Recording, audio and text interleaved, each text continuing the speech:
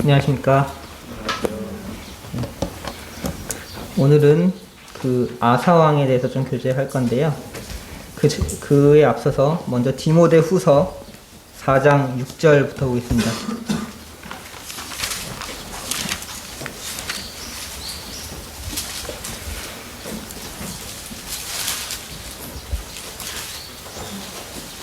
디모데후서 4장 6절부터 8절.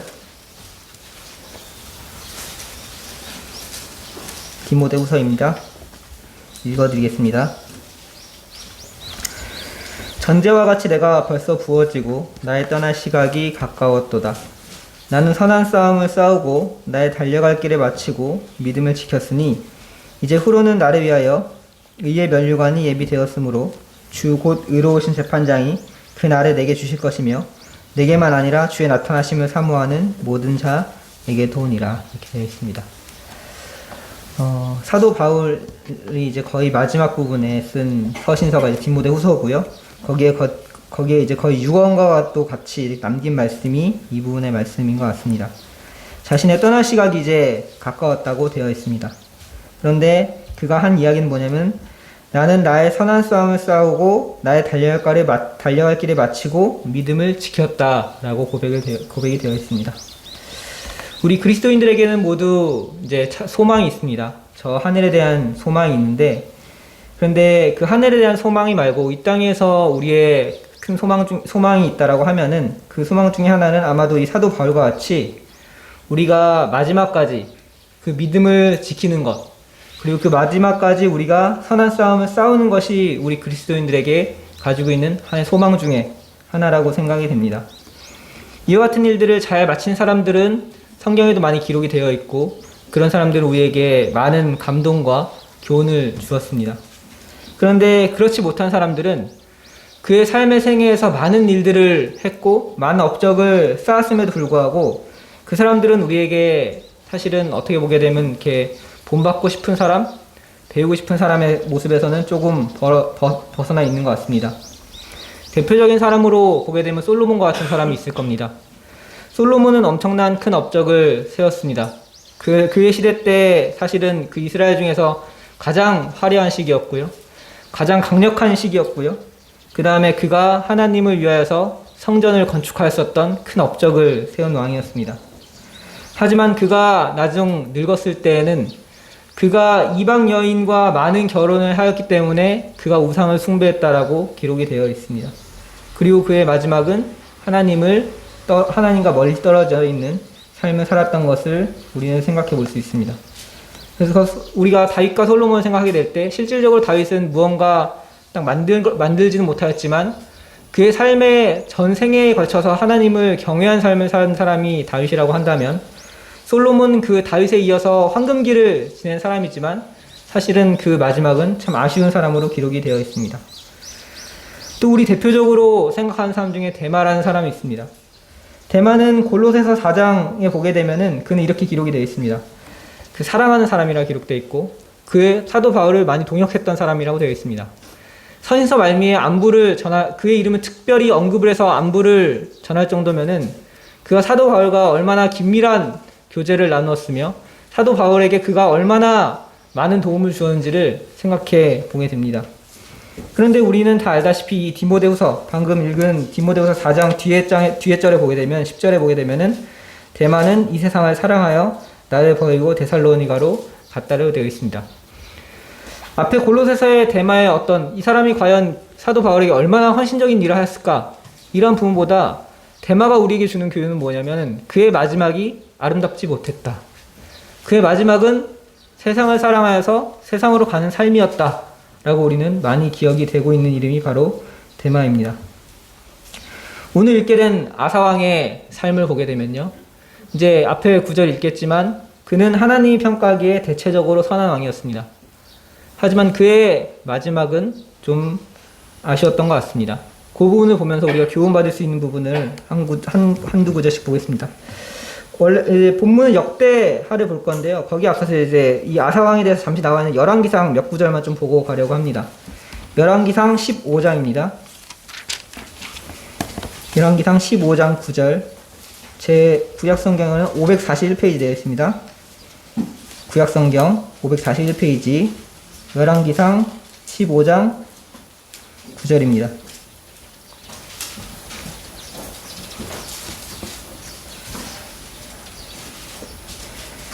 (9절) 이스라엘의 여로보암 왕 제20년에 아사가 유다 왕이 되어. 그리고 좀 넘어가서 읽겠습니다. 11절 아사가 그의 조상 다윗과 같이 여호와 보시기에 정직하게 행하여 그의 삶은 하나님이 보시기에 정직하게 행하였습니다. 다윗과 같았다고 되어 있습니다. 그리고 14절 다만 산당은 없애지 아니하니라. 그러나 아사의 마음이 일평생 여호와 앞에 온전하였으며. 연약한 부분도 있었지만 그의 삶에 전반적으로 그의 삶은 여호와 앞에 온전한 삶을 살았다고 되어 있습니다. 그리고 마지막으로 23절 아사의 남은 사적과 모든 권세와 그가 행한 모든 일과 성읍을 건축한 일이 유다왕 역대 지략에 기록되지 아니하였느냐. 그러나 그는 늙음하게 발에 병이 들었더라. 이렇게 되어 있습니다. 그래서 아사 왕에 대한 평가를 보게 될 때 그는 전반적으로 하나님이 보시기에 선한 왕이었습니다. 다윗과 같은 왕이었습니다. 그런데 그는 늙음하게 발이 병이 들었다고 되어 있고, 이제 역대하를 보게 되면 이 부분이 조금 더 자세하게 나와 있는데, 마지막에 보게 되면 여호와의 선지자를 핍박하는 그런 모습까지도 나오게 됩니다. 한번 역대하 부분을 보면서 조금 더 자세히 이 왕이 어떠한 행적을 행하였는지, 또 그 삶이 우리에게 어떤 교훈을 주는지를 한번 좀 보면 좋을 것 같습니다. 역대하 14장입니다.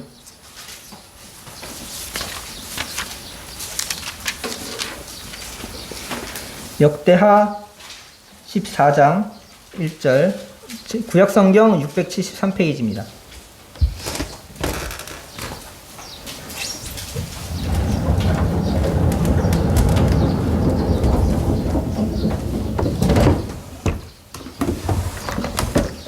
조금 이해하기 쉽게 아사 왕이 어느 위치에 있는지 그냥 간단하게 말씀드리겠습니다.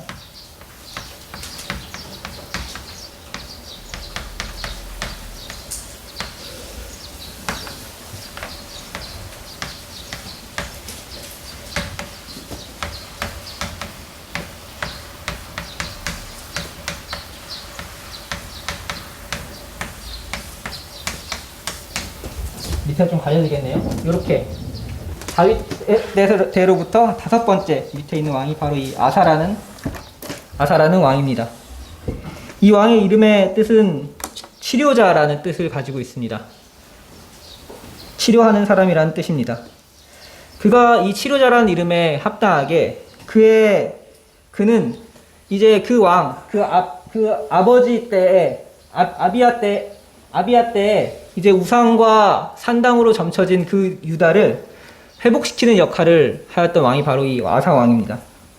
또한 이 다윗 때부터 아사 왕에 이르기까지 솔로몬 후기 때부터 아비야까지 계속 하나님을 향하여 악한 왕이었고 하나님의 그 마음을 답답하게 하였었던 그 왕들이었다라고 하면은 이제 그는 이 선한 일들을 행함으로 인해서 하나님의 마음을 회복시켰던 기쁨 가운데로 이끌었던 그런 치료자와 같은 역할을 한 사람이 바로 이 아사라고 볼 수 있습니다.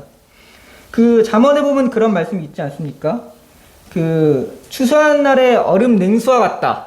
그래서 그 사람은 그 주인의 마음을 시원케 한다라고 하는 그런 말씀이 있습니다. 충성된 사자를 얘기할 때요. 충성된 사자는 추수하는 날에 얼음 냉수와 같아서 이제 그 주인의 마음을 시원하게 한다라고 하는데 이 아사왕은 이제 남유다와 북이스라엘로 나눠졌지만 이제 북이스라엘은 계속해서 이제 악한 왕들이 우상을 숭배하는 왕들이 계속했었고 남유다에는 이제 드문드문 착한 왕들이 나왔습니다. 대충 비율로 보니까 한 절반 약간 안 되더라고요.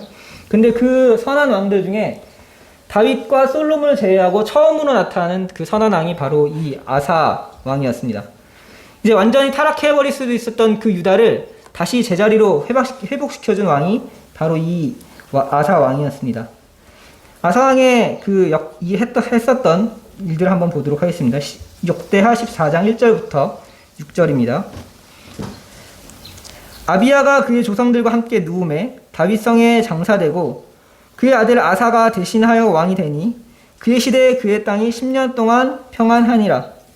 아사가 그의 하나님 여호와 보시기에 선과 정의를 행하여 이방 제단과 산당을 없애고 주상을 깨뜨리며 아세라상을 찍고 유다 사람에게 명하여 그 조상들의 하나님 여호와를 찾게 하며 그 율법과 명령을 행하게 하고 또 유다 모든 성읍에서 산당과 태양상을 없애매 나라가 그 앞에서 평안함을 누리니라. 여호와께서 아사에게 평안을 주셨으므로 그 땅이 평안하여 여러 해 싸움이 없은지라. 그가 견고한 성읍들을 유다에 건축하니라. 그 아버지 때 아비야 왕은 계속해서 전쟁이 있었습니다. 그런데 아사가 왕이 되고 나서는 하나님께서 그에게 10년간의 평안을 주셨습니다. 근데 그 10년간의 평안을 주신 그 배경에는 아사가 하나님을 보시기에 선한 행동을 했기 때문입니다. 첫 번째로 그가 한 행동은 무엇입니까? 3절에 나와 있는 대로 이방 제단과 산당과 주상을 깨뜨렸다라고 되어 있습니다. 그는 먼저 이제 그 주변에 있는 악한 것들을 다 제거를 한 것입니다. 이게 이제 5절에 보게 되면 반복되는 것처럼 나오는데요. 모든 성읍에서 산당과 태양상을 없애고 이렇게 되어 있는데, 제가 생각하기에는 이 3절에 나와 있는 내용은 먼저 자신의 주변에서 또는 왕궁에서 또는 수도에서 그와 가까운 것들에 있는 것들부터 먼저 정결케 했다라고 생각이 됩니다. 그래서 자신이 먼저 정결케 되고 거룩하게 되고, 그가 하나님 앞에 가까이 가겠다, 내가 우상과 산당을 완전히 제거해버리고 하나님 앞에 나아가겠다라는 의지를 백성들에게 보인 것입니다. 그리고 그 다음에 4절에 보게 되면은 사람들에게 명하게 되는데, 뭘 명하냐면 하나님 여호와를 찾게 하였고 그의 율법과 명령을 행하게 하였습니다. 여기 보시게 되면 사람들이 기본적으로 하나님을 찾지 않았다는 것을 볼 수 있습니다. 그 사람들은, 많은 사람들 우상에 빠져 있었기 때문에 그들이 원하는 것을 얻기 위해서 우상을 찾아갔고요. 그들이 필요한 것이 있으면 우상을 찾거나 자신의 노력으로 무언가를 하려고 하거나 하려고 했었던 그런 사람들이었습니다. 그런데 이제 아사왕은 그 다른 무엇보다도 그 사람들의 마음을 모으는 것이 중요했습니다. 그래서 사람들에게 처음으로 요구하는 것이 뭐냐면은 하나님 여호와를 찾게 하였던 것입니다. 그분을 의지하고 그분을 찾고 하는 마음을 그들에게 이야기를 했고요. 그 다음에 그의 율법과 명령을 행하게 했습니다. 그들의 마음을 먼저 돌이키고 그들의 행동을 하나로 모았던 것입니다. 그리고 나서 마지막에 이제 모든 성읍에서 산당과 태양상을 없앴습니다. 하나님은 이것을 기뻐 받으셨습니다. 그렇기 때문에 그의 삶 가운데 10년간을 이제 평안을 주시고 전쟁이 없게 하였습니다. 이제 그리고 7절 한번 보겠습니다. 아사가 일찍이 유다 사람들에게 이르되 우리가 우리 하나님 여호와를 찾았으므로 이 땅이 아직 우리 앞에 있나니 우리가 이 성읍들을 건축하고 그 주위에 성곽과 망대와 문과 빗장을 만들자. 우리가 주를 찾았으므로 주께서 우리 사방에 평안을 주셨느니라 하고 이에 그들이 성읍을 형통하게 건축하였더라. 사람들의 마음이 모이고 하나님을 향하는 마음이 모였을 때 이제 아사는 건축을 하자고 하였습니다. 그가 만든 것은 4가지입니다. 성벽과 망대와 문을 만들고 그 문에 빗장을 채웠던 것입니다. 성벽을 하니까 우리 느헤미야가 생각나지 않습니까? 성벽을 이렇게 회파된 성벽을 이렇게 만들었었죠. 이 시대 때도 이제 성벽을 만들었는데 아마 수리된 성벽들을 다시 이제 수리하는 과정이 아니었나 싶습니다. 근데 성벽을 만드는 건 느헤미야 때도 마찬가지였지만 이것은 경계를 나타냅니다. 외부에서 쳐들어오는 적에 대한 방어와 그 외부와 성벽 안에 있는 그 성읍 간의 구별을 하기 위해서 이 성벽을 명확하게 만드는 것입니다. 이 성벽은 방어의 전초기지가 되고요. 그리고 안에 있는 사람과 바깥에 있는 사람을 구별하게 하는 요소가 됩니다. 이런 것들을 생각하게 될 때 여기 처음 이 유다 사람들은 아비야 왕 때는 어떠했습니까? 그들은 유다 사람들이었고 하나님 앞에 선택을 받은 선민이었지만 사실 그들의 실상은 성읍 바깥에 있는 이방인들과 다를 것이 없었죠. 우상을 숭배하고 또 그들은 남색하고 또 그들은 산당으로 가고 이렇게 하나님을 섬기는 것과 관계없는 아무런 구별이 없는 삶을 살았는데 아사왕은 이것을 구별하겠다고 생각을 했던 것입니다. 성벽을 쌓아버리는 것입니다. 그래서 그들의 삶이 그 바깥에 있는 이방인들과 다르다는 것을 그들이 인지하고 그러한 행동을 할 필요가 있었기 때문에 성벽을 쌓았던 것입니다. 그리고 망대를 만들었습니다. 이 망대는 무엇입니까? 높이 만들어서 무언가가 거기서 계속해서 경계를 보는 것이죠. 저 멀리서 외적이 쳐들어오는가, 아니면 무언가 문제가 없는가, 그 망대가 있을 때 그 외부에 있는 어떤 그런 것들을 좀 더 빨리 알아채고 이 정보를 이제 그 성에 있는 그 왕에게 알려주는 역할을 하는 것이 이 망대였습니다. 이 망대는 경계를 하는 데 필요한 것입니다. 그 경계를 세움으로 인해서 외적들이 쳐들어오지 않나, 또는 무언가 잘못된 것들이 벌어지고 있지 않는가를 이제 지속적으로 이것을 밝히는 것이 이 망대의 역할이었습니다. 그리고 문을 만들었습니다. 성벽이 있지만 이제 그들이 나가고 들어올 때 그 통과할 수 있는 문이 필요했습니다. 우리 주님은 자신을 양의 문이라고 하셨었죠. 이 문은 겉에 있는 사람들이 밖으로 나아가서 필요한 것들을 구해오고, 때로는 바깥에 있는 사람들을 이 성벽 안으로 들이는 역할을 합니다. 이 문은 누가 사용을 하겠습니까? 교회로 치게 되면 전도자 같은 사람들이죠. 누군가를 안으로 들일 수 있게, 또 그들이 나가서 이방인들에게 복음을 전파하는 것처럼 이제 하나님의 참된 복을 나아가서 전파하고, 또 그 바깥에 있는 이방인들을 안으로 들여서 하나의 다시 교회와 같이 만들 수 있도록 하는 그 역할을 하는 것이 문이었습니다. 유대 율법에도 그런 법이 있었죠. 이방인들이 그들이 개종하고 싶어 하면은 그들을 받아들여 가지고 하나의 유대인으로서 이렇게 하고, 실제적으로 다윗의 용사들의 쭉 면면을 보게 될 때 처음에 이방인이었지만 이제 다윗에게 충성된 용사로서 사용된 사람들도 많이 있었습니다. 그래서 이 문은 출입을 할 수 있도록 만들어 놓은 것이 이 문이었습니다. 그런데 이 문에는 빗장이 채워졌습니다. 아무 때나 출입을 할 수 있는 것이 아니었습니다. 때로는 그 안쪽으로 잘못된 무리들이 그 진리를 잘못 선포하고자 하는 거짓된 사람들이, 늑대와 같은 사람들이, 이리와 같은 사람들이 와서 그 안에 있는 질서를 무너뜨릴 수 있기 때문에 그것을 명확하게 구분할 수 있는 빗장이 있어서, 그 빗장이 열렸었을 때는 나아가서 복음을 전파하고 수많은 사람들을 이렇게 데려오는 것처럼 할 수 있지만, 진리가 수호되어야 할 때는 이 빗장을 딱 채워서 거짓된 사람들이, 거짓된 교사나 이리들이 들어오지 못하도록 맞는 것이 이 빗장과 같은 역할이었습니다. 아사왕은, 물론 이거 저는 상징적으로 말씀을 드린 것이긴 하지만, 그 성읍 안에 있는 사람들을 보호하기 위해서, 그리고 그 성읍 안에 있는 사람들을 구별하기 위해서, 또 더 많은 사람들을 성읍 안으로 데리고 오고 그들을 잘못된 진리로부터, 잘못된 가르침으로부터 보호하기 위해서 그는 성벽을 만들고 망대를 세워서 계속해서 경계를 하게 하고, 문을 만들어서 출입을 통제했으며 빗장을 만들어서 보호를 하였던 것입니다. 아사는 정신적으로 그 백성들을 보호했을 뿐만이 아니라 건축을 함을 통하여서 그들이 구별된 민족인 것을 그들로 하여금 깨달을 수 있도록 하였던 것이 바로 이 아사왕의 통치 초기에 있었던 일입니다. 그리고 나서 9절에 보게 되면은 전쟁이 일어나게 됩니다. 10년간의 평화로운 기간이 끝나고 이제 그에게 시련이 다가오게 됩니다.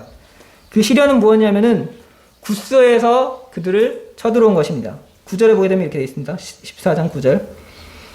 구스 사람 세라가 그들을 치려하여 군사 100만 명과 병거 300대를 거느리고 마레사에 이르매. 이 구스 사람이라고 하면 이제 이 시대 때는 그 아프리카 지역을 애굽 지역을 통일한 그 왕조인 것 같습니다. 그래서 구스지만 애굽을 통일한, 애굽의 그때 애굽 왕조, 이집트 왕조를 다스리고 있는 강력한 왕조였기 때문에 군사가 100만 명이라고 하면 이게 실제 숫자인지 아니면 정말 너무나 많은 숫자를 셀 수가 없어가지고 나온 숫자인지는 알 수 없지만 굉장히 많은 군사를 가지고 쳐들어오게 된 것이죠. 반면에 그 아사왕의 군대는 8절에 나와 있는 대로 이제 창을 잡는 자가 30만 명, 그 다음에 활을 잡는 자가 28만 명으로 한 60만 명이 약간 안 되는 숫자였습니다. 한 1.5배가 되는 군세를, 그리고 그 시대에 굉장히 강력한 무기라고 알려져 있는 그 병거를 300거나 가지고 있는 그런 강력한 군대랑 마주치게 된 것입니다. 이거는 싸우면은 질 것이 분명했습니다. 그래서 아사왕은 하나님 앞에 나와서 부르짖게 됩니다. 11절입니다. 11절. 아사가 그의 하나님 여호와께 부르짖어 이르되 여호와여 힘이 강한 자와 약한 자 사이에는 주밖에 도와줄 이가 없사오니 우리 하나님 여호와여 우리를 도우소서.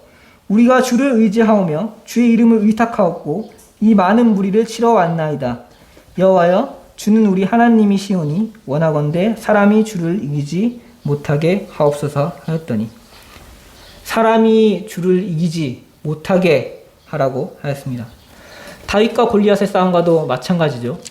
다윗은 자신의 힘으로 나와 싸운 것이 아니라 여호와 하나님을 의지해서 그 전투에 나와 골리앗을 이겼습니다.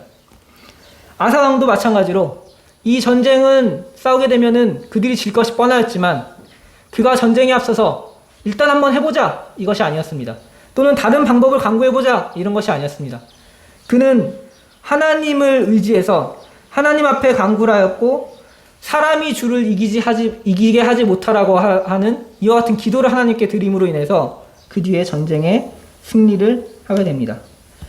고린도후서를 한번 좀 보도록 해보겠습니다. 고린도후서 1장 8절부터 9절입니다.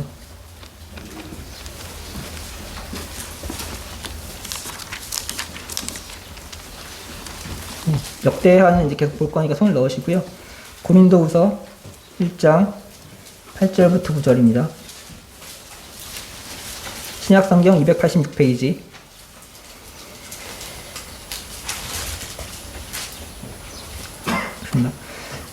1장 8절. 형제들아 우리가 아시아에서 당한 환난을 너희가 모르기를 원치 아니하노니 힘에 겹도록 심한 고난을 당하여 사회 소망까지 끊어지고 우리는 우리 자신이 사형 선고를 받은 줄 알았으니 이는 우리로 자신을 의지하지 말고 오직 죽은 자를 다시 살리시는 하나님만 의지하게 하심이라. 사도 바울도 똑같은 전쟁을 하였던 것이죠. 물론 그는 군사와 군사가 싸우는 전쟁이 아니었습니다.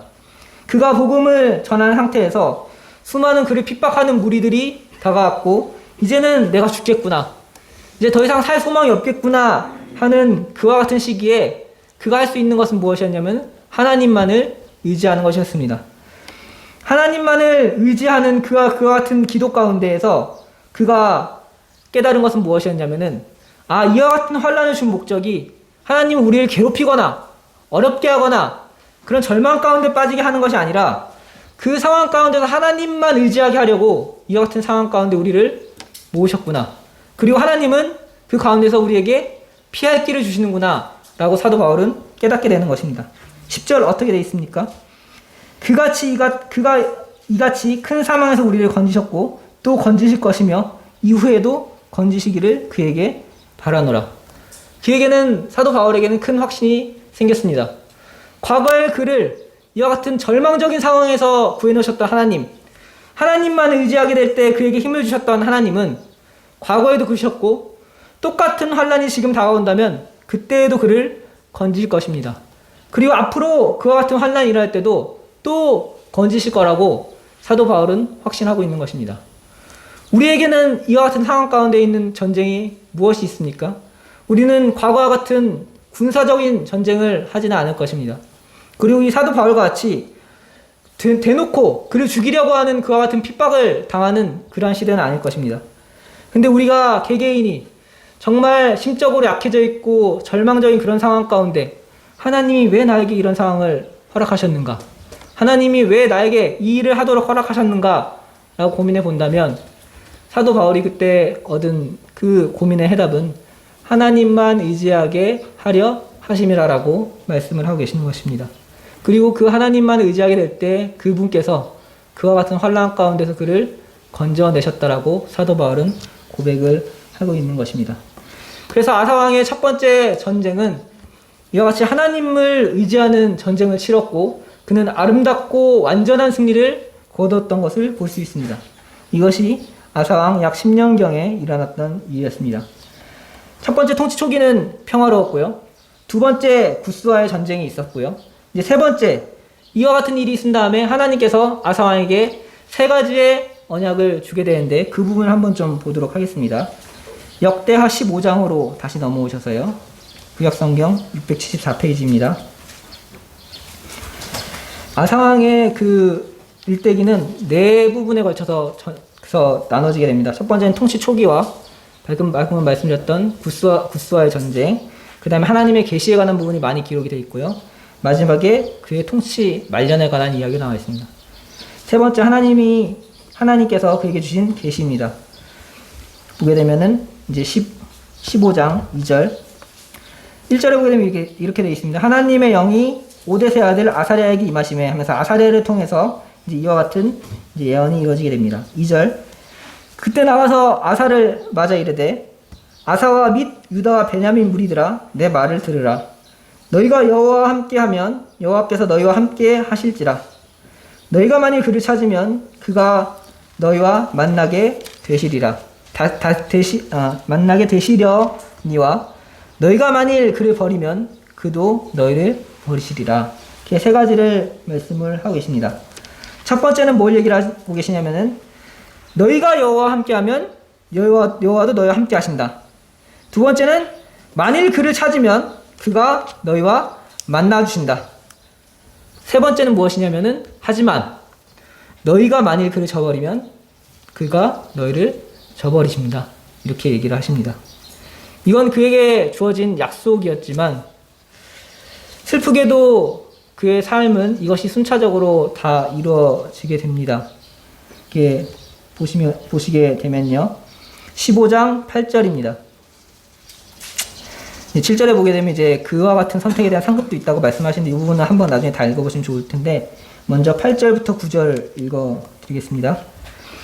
아사가 이 말 곧 선지자 오뎃의 예언을 듣고, 오뎃이지만 이제 오뎃의 아들 아사랴의 예언이죠. 엄밀하게 말하면 오뎃의 예언을 듣고 마음을 강하게 하여 가증한 물건들을 유다와 베냐민 온 땅에서 없애고 또 에브라임 산지에서 빼앗은 성읍들에서도 없애고 또 여호와의 낭실 앞에 있는 여호와의 제단을 재건하고 또 유다와 베냐민 무리를 모으고 에브라임과 므낫세와 시므온 가운데에서 나와서 저희 중에 머물러 사는 자들을 모았으니 이는 이스라엘 사람들이 아사의 하나님 여호와께서 그와 함께 하심을 보고 아사 왕에게로 돌아오는 자가 많았음이더라.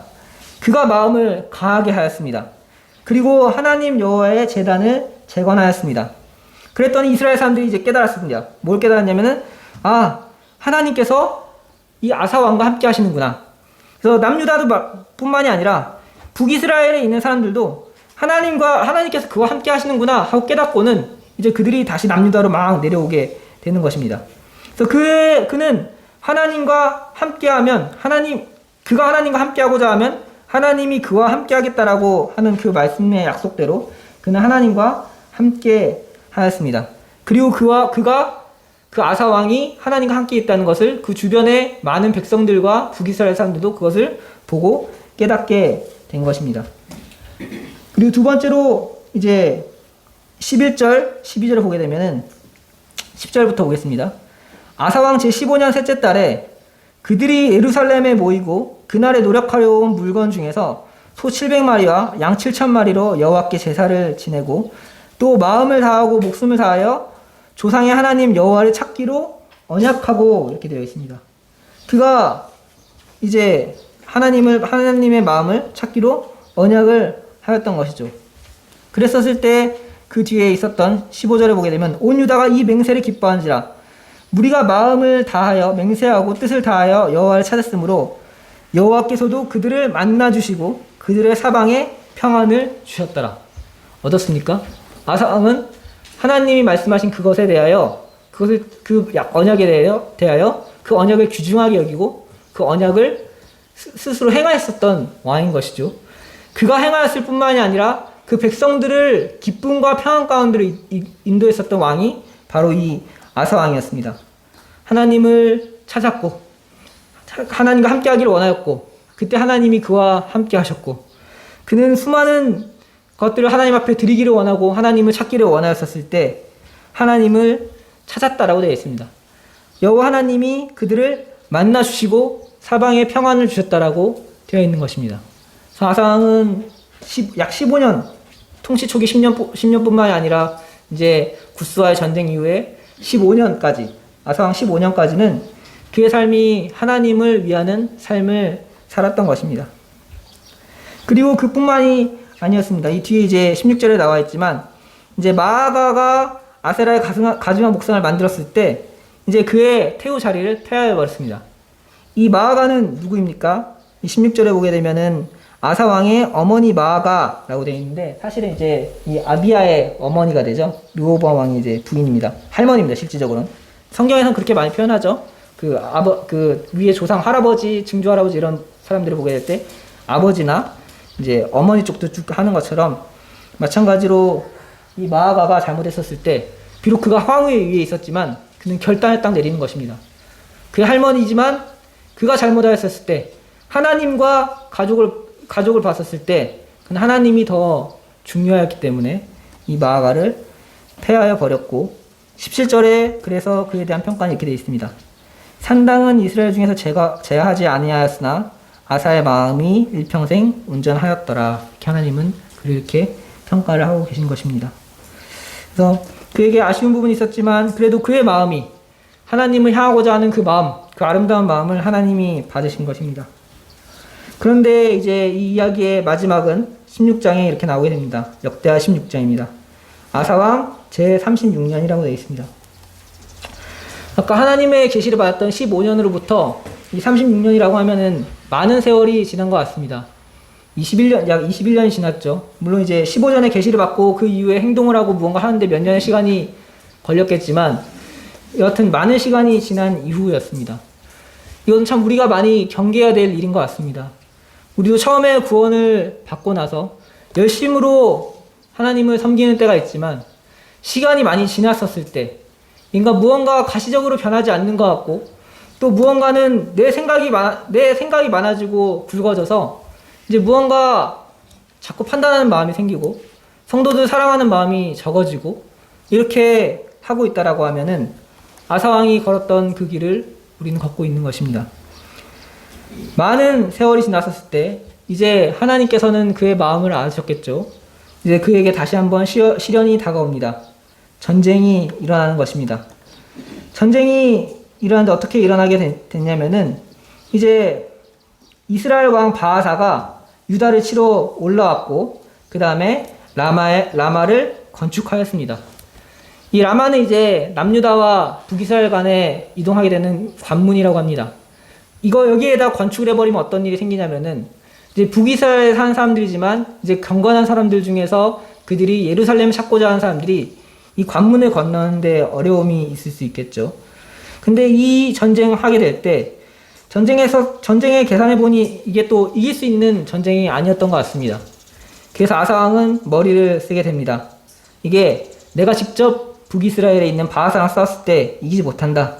그러니까 아람왕 벤하다드에게 가가지고 동맹을 요청해가지고 이 벤하다스로 하여금 북이스라엘을 치게 하자, 이런 계획을 세우게 됩니다. 그리고 이 계획을 세우기 위해서 그에게 필요한 것은 뇌물이었습니다. 돈이었습니다. 보물이었죠. 그래서 그 보물을 어디서 구했냐면은 2절에 이렇게 나와 있습니다. 아사가 여호와의 전 곡관과 왕궁 곡관의 은금을 내어다가 다메섹에 사는 아람 왕 베나다에게 보내며 이르되, 이제 왕궁에 있는 보물을 긁어내는 건 괜찮은데 이제 여호와의 전 곡관에 있는 것까지 다 끌어가가지고 이제 아람 왕에게 바치게 되는 것이죠. 그가 첫 번째 했었던 전쟁과 굉장히 대비되지 않습니까?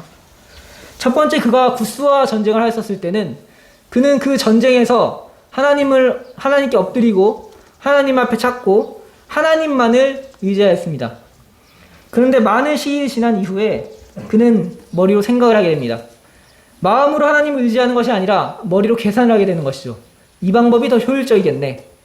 그렇게 해서 그는 여호와의 전에 곡관에 있는 그 보물들을 아람 왕에 바쳐서 전쟁을 하게 됩니다.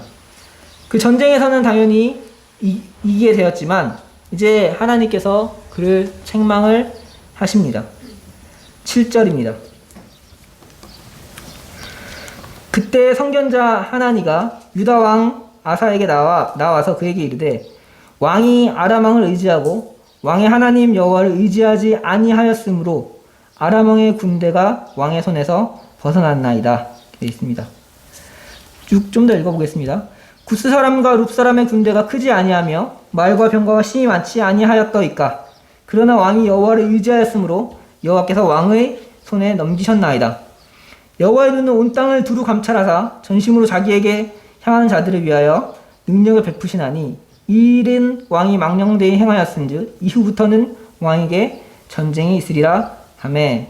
10절 아사가 노하여 선견자를 옥에 가두었으니 이는 그의 말에 크게 노하였음이며 그때에 아사가 또 백성 중에서 몇 사람을 학대하였더라. 통치 초기의 모습과는 많이 다르죠.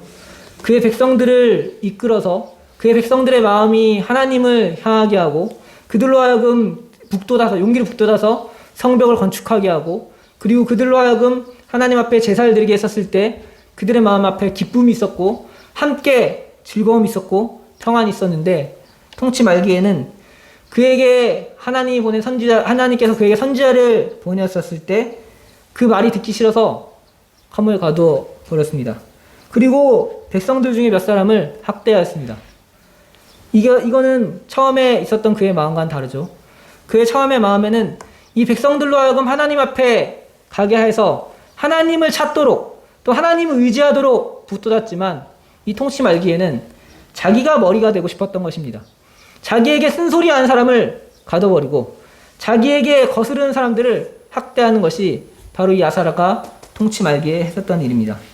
그는 하나님의 선지자였지만 그것을 크게 고려하지 않았던 것 같습니다. 12절 읽어보겠습니다.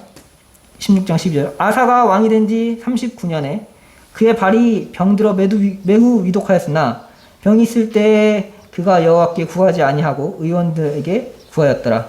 13절 아사가 왕이 있은 지 41년 후에 죽어 그의 조상들과 함께 누움에 이렇게 되어 있습니다. 아사 왕은 41년을 총 통치하게 됩니다. 그리고 아까 말씀드렸다시피 36년에 전쟁이 일어났고요.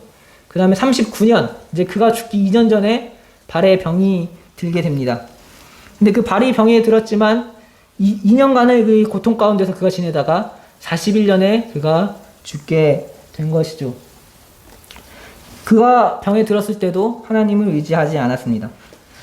우리 발은 보통 우리 성경에서 뭘 나타냅니까? 사무엘하 한 부분만 좀 볼까요? 사무엘하 22장 34절입니다.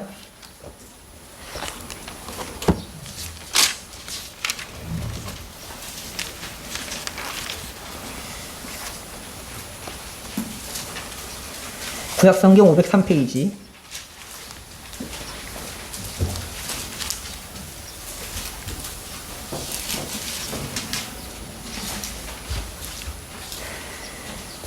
(22장 34절을) 보게 되면 나의 발로 암삿은 발 같게 하시며 나를 나의 높은 곳에 세우시며. 암삿을 발과 같게 한다는 거, 암삿은 굉장히 잘 뛰지 않습니까? 그 사람의 활동성을 나타내죠. 기동성, 그가 어디로 가야 되는 방향. 근데 잠언 6장 8절에 이렇게 기록이 되어 있습니다. 악한 계교를 꾀하는 마음과 빨리 악으로 달려가는 발과 이렇게 되어 있습니다. 그래서 발은 활동성과 기동성을 나타내는데 이제 이 발이 좋은 쪽으로 되게 되면은 하나님 앞에 빨리 달려가거나 이제 하나님을 위해서 부지런하게 그 발을 움직이게 되겠지만 이제 아사왕이 늙은 노년에는 그의 발은 어떠한 발이었냐면은 빨리 악으로 달려가는 발이 되었던 것입니다. 하나님은 이거를 멈추고 싶으셨던 것 같습니다. 그가 악으로 달려가는 발을 가지고 있었기 때문에 그가 더 악으로 빠지지 않게 하기 위해서 그의 발을 치시지 않았을까 생각이 됩니다. 그가 빨리 악으로 달려가게 하지 못하기 위하여서 그를 발을 치시고 결국은 그 발의 아픔, 고통 가운데서 그는 죽음으로 가게 되었던 것입니다. 그의 통치 초기는 얼마나 아름다웠습니까? 그 역대 아버지와 할아버지가 잘못했었던 그 모든 것들을 다시 되돌아놓고 하나님을 무엇보다 찾고자 하는 마음, 하나님과 함께하고자 하는 마음이 있었지만 시간이 그를 변질시켰습니다. 그는 하나님을 의지하여서 전쟁한 그 아름다운 경험이 있었음에도 불구하고 그는 통치 말년에 하나님을 의지하기보다는 자신의 계교를 의지했습니다. 자신이 높이 섰고 싶었고요. 그의 발은 악을 향해 가고 싶어 했기 때문에 마지막은 하나님께서 그를 쳐서 그를 심판 가운데로 내주셨던 것을 볼 수 있습니다. 성도님들 어떠십니까? 지금 이제 저희는 이제 주님을 섬겨 나가는 우리 일생 가운데 한 부분에 서 있습니다. 어떤 성도님들은 출발선에 있으실 수도 있겠고요. 어떤 성도님들은 이미 중반을 넘어서 후반에 넘어가시는 성도님들도 있을 수 있습니다. 물론 이 아사 왕은 훌륭한 왕이었습니다. 그 앞서 왕들이 하지 못한 것들을 하나씩 되돌려가는 그 과정 가운데서 전심으로 하나님을 사랑했던 그의 마음이 있었기 때문에 이 아사 왕의 그 많은 사역은 하나님이 좋게 평가하였습니다. 근데 말년에 그의 그 합당하지 못한 판단을 보게 될 때 너무나 그 처음부터 악하였었던 왕보다 선하였다 이렇게 아쉬운 길로 빠진 왕을 보게 될 때 너무나 우리 마음은 안타까움이 들게 되죠. 동정하고 싶어하는 마음이 더 들게 되지 않겠습니까? 그리고 우리가 받는 교훈은 무엇입니까? 혹여나 우리가 이러한 길로 빠지지 않을까. 지금은 주님을 섬기고 있기 때문에 지금은 당연히 그 길로 가지 않겠지. 지금은 그 일이 당연한 것이라고 생각할 수 있지만 조금씩 멀어지다 보게 되면은 나중에는 눈에 보이는 것이 하나님보다 더 크게 보이지 않겠습니까? 아사왕도 그랬던 것 같습니다. 우리의 마지막이 이와 같지 않기를 기도합니다. 또 우리와 같이 동역하는 성도님들의 마지막이 이와 같지 않기를 우리는 기도해야 할 필요가 있을 것 같습니다. 마지막으로 첨언을 하나만 더 드리자면은 여기 아까 말씀드렸던 역대하 16장 7절에 보게 되면 하나니가 나오게 됩니다. 근데 뒤로 가게 되면 19장 2절 한번 볼까요? 역대하 19장 2절. 19장 2절에 보게 되면은 요 구절만 읽겠습니다. 하나니의 아들 선견자 예후가 나가서 여호사밧의 왕을 맞아 이르되 왕이 악한 자를 돕고 여호와를 위하는 자들을 사랑하는 것이 옳으니까 그러므로 여호와께로부터 진노하심이 왕에게 임하리이다 이렇게 되어 있습니다. 하나니가 아사왕에게 그 옳은 말을 했을 때 하나님의 그 선견자로서 보냄을 받았었을 때 감옥에 갇혔잖아요. 그런 모습을 보고도 이 하나니의 아들 예후를 보시기 바랍니다. 똑같이 선견자가 되어 있습니다. 그는 똑같이 여호사밧 왕에게 가가지고 그 왕의 잘못된 것을 이렇게 올바르게 지적을 하고 있는 것입니다. 많이 나오진 않습니다. 이 하나니와 예후라는 사람이, 선견자 예후라는 사람이. 그런데 이 집안은 하나님 앞에 어떻게 섬김을 받은 집안입니까? 그렇게 왕에게 핍박을 받고 미움을 받음에도 불구하고 하나님을 위하여 올바른 말을 할 줄 아는 사람. 하나니와 이 예후, 그 집안을 하나님께서 얼마나 아끼셨겠습니까? 비록 그들은 육체적으로 고통을 받고 또 그런 말을 하게 될 때 그 마음들이 얼마나 어려웠겠습니까? 그런데 하나니, 예후, 그 집안을 보게 될 때 또 그래도 나름대로 위로가 되고 또 웃음을 짓게 되는 생각을 해봤었습니다. 그래서 성도님들 쭉 남유다의 왕들을 쭉 보고 있는데 이제 왕들을 통하여서 우리가 교훈을 받고 또 그것을 통하여서 우리의 삶이 더욱더 하나님과 함께하기를 원하고 하나님을 찾기를 원하고 그 가운데 우리의 삶이 평안을 얻었으면 좀 좋겠다는 생각을